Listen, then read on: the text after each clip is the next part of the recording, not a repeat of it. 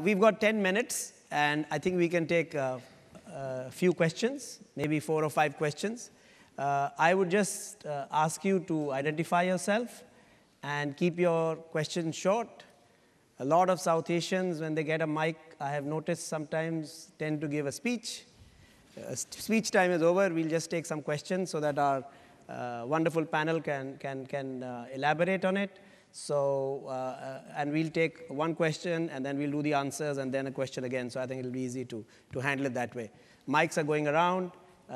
Question time, folks. So anyone wants to ask a question, please raise your hand and identify yourself. Kishore, you are right in front of me, so you go first. Okay. Thank you. I'll abide by your instruction and keep it short and sweet.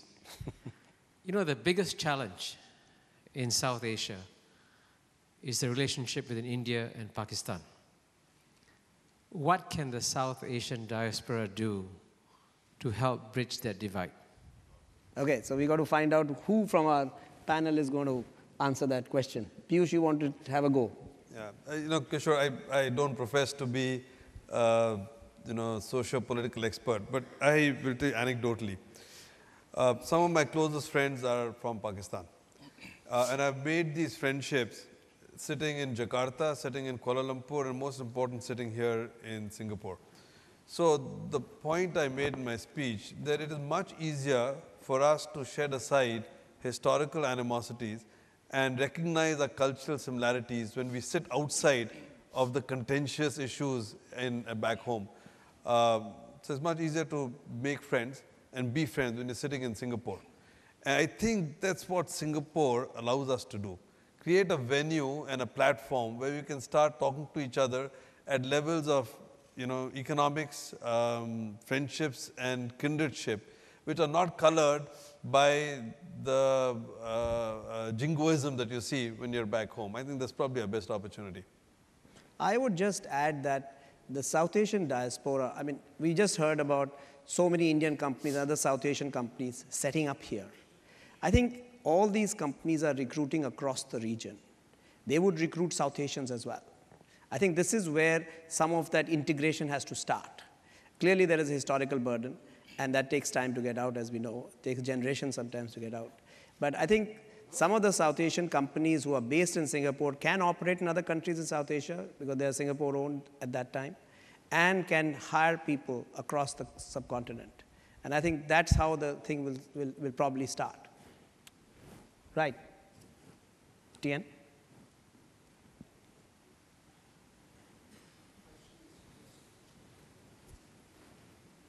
Mike, yes.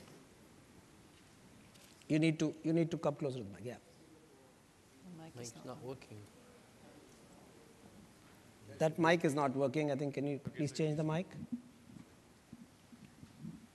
Singapore being a small country and small in geographical area and all that, but your burden of your presentation was largely about intermediation, whether it is financial intermediation from savers to investors or resource intermediation from resource rich to resource demanding areas. Now for intermediation, for financial intermediation, all you need is a communication infrastructure, not land infrastructure in particular, and the regulations and so on, regulatory environment. For the resource intermediation, either you need a nice airport for air cargo or a nice port, and Singapore has both. So I don't see any particular reason why Singapore, being a small country, should be small in physical area, should come in the way of developing, and as it has developed in intermediation. But that leads to the other thing. Intermediation is taking from one and going to the other. So the framework in the other side also matters. And so how do you see South Asia on the receiving end rather than from the sending end as from the Singaporean perspective? For Ms. Chong, you did a great job in presenting the Bangalore IT Park. I would have liked you to have compared with what Pudong tried to do and to what extent the Indians can learn from what Pudong did right or did wrong, and vice versa. Okay, so that's two questions. Piyush, you want to go first on that? If I understood right, there were really two sub-themes to your question. The first was, in today's day of telecommunication connectivity, do you really need a physical location to be an intermediary? Why can't people just use the channels, if you will? And I guess the answer to that is history, even recent history, tells you that just connectivity through channels doesn't always work. If that was the case, why would Singapore be the fourth largest foreign exchange center in the world? If that was the case, why would Singapore be a huge trading center in the world? So obviously there is something more than just the connectivity across wires that is needed. One of the things is talent. At the end of the day, at both ends of those wires, you need the right people. You need people to make these end-to-end connections work. Singapore has done a great job, as Doc pointed out, as being an attractive place for people to want to come and live in. And frankly, the reason we're a big wealth center and a big center for financial interchange is because the people want to be here. And when you have people over here, then the entire interchange tends to center around the people who are here. And the second part of your question really related to what is the receptivity of South Asia on the receiving end of all of these flows. And I think, frankly, it is driven more by not even choice, but necessity. Because you think about where are the flows available in the world today. The savings imbalance in the world means increasingly saving sources are out in East Asia. You think about who owns US treasuries. The Chinese have 3 trillion, the Singaporeans have. Most of the surplus East Asian countries is where the savings are. And this is the bank robber in the US when he was asked, why do you go rob banks? He says, I go to where the money is. So it's that simple. So South Asia, it's driven by the fact that the savings pools are going to be in East Asia. So. Okay, ma'am, you want to answer the second question? Well, Singapore has been engaging India and China at about the same time. And we have seen both India and China develop over the last 15, 17 years on very different models, different political model, different economic model. But both have grown, though China, a little bit much faster than India. But both have also come to the stage where they realize that they need to also tweak their economic model and to learn from each other. India has powered ahead with a very strong services industry, China with a very strong manufacturing industrial model. And we in Bangalore IT Park have hosted many visits from visiting government officials as high up as the former Vice Premier of China, Zhu Rongji, who came to look at what India has done, what we have done in India in terms of building this environment for IT. We have not had that many requests from Indian politicians to visit China, our parks, but we do know, and we have hosted some, also learning from China how they have become the factory of the world. And Singapore companies like ourselves are really in a very good position to transfer our knowledge operating in India, building IT parks, to China, who is now looking at building more software IT parks to promote their services industry, and looking at building now industrial parks, which we have successfully done in China, in India, to provide more manufacturing jobs. So this is again, an example of Singapore being a bridge within Asia. Okay, one more question here. Yes, Atul? My name is Atul from Global Indian Schools. This question is for Mr. Kwon Peng. One of the big issues in the recent elections, we saw a lot of chatter on the social media with regards to how the diaspora, or what was the term used here, was foreign talent. And obviously the kind of vibes that came out negatively were the same way Indians would treat their politicians in India on social media. But I think the key question is, while there's an absolute clarity at government level that this is not something you can insulate from the Singapore's economic or social scene. You can't take away foreigners, and obviously everybody's adding value.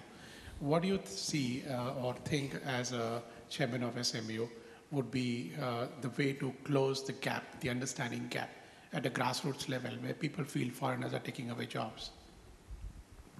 I think, first of all, I think that to a great extent in any community, whether it be in the US, in Singapore, in Europe, whenever there's any degree of economic hardship, there will be emotional reactions against the foreigners in that particular local community. That's a given, and I think it's the responsibility of social leaders, political leaders, to try to mitigate that tension.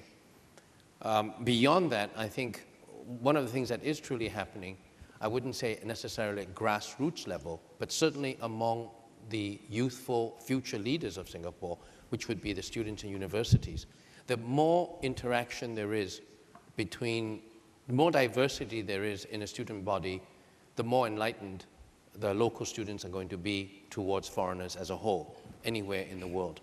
And the view of SMU has always been that diversity in our student body is a virtue and an objective in and of itself. In that respect, the diversity of the student body we have, and we're somewhat constrained because we have a quota, an informal quota as to how many foreigners we can take in, because otherwise there would be local reactions. But clearly among, I think, the student bodies of all the universities in Singapore, there is a clear recognition that the foreign students have brought in so much, probably highly disproportionate to their numbers. And so obviously every Singapore student who's going to graduate from our universities will influence other young people. That diversity in our overall population is a plus. So gradually, I think the process of acceptance of foreign talent will grow, but it will always come up as an election issue, and it will always come up whenever there are economic hardships. Good. Folks, it's time out now. I'm being told that we are keeping everyone away from tea break.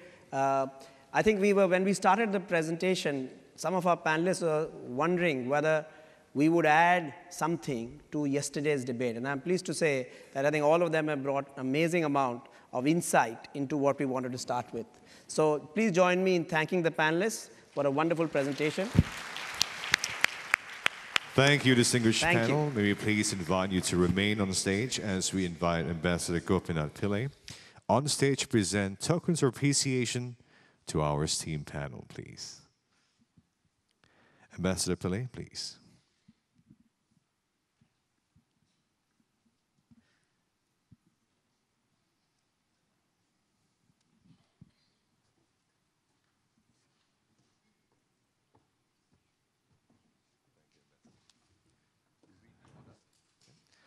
In order, it gives me great pleasure to invite Ambassador Pillai to present tokens of appreciation firstly to Mr. Piyush Gupta, Chief Executive Officer, DBS Group Holdings Limited and DBS Bank Limited, Singapore. Mr. Ho Kwon Pin, Chairman, Singapore Management University and Executive Chairman, Banyan Tree Holdings Limited, Singapore. Thank you, sir. To our moderator, Chairman for Tata Consultancy Services Asia Pacific, Mr. Girija Pande.